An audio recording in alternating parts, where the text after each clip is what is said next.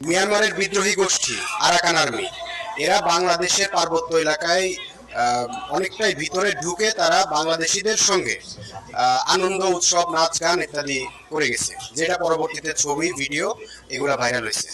এখন বাংলাদেশের বর্ডার পার হয়ে মিয়ানমারের একটা বিদ্রোহী সশস্ত্র গোষ্ঠী তারা বাংলাদেশের ভিতরে ঢুকে এই ধরনের একটা আনন্দ উৎসব করে তারা আবার চলে গেল।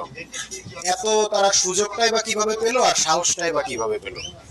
এই যে সুযোগ এবং সাহস, এই দুটি কথার জবাব দিতে হলে আপনাদেরকে সামগ্রিক বিষয়টা বিবেচনায় নিতে হবে। এখানে প্রথমত আসবে সরকারের পলিসি, সরকারের দৃষ্টিভঙ্গি। সরকার যদি তাদের ব্যাপারে কোনো ধরনের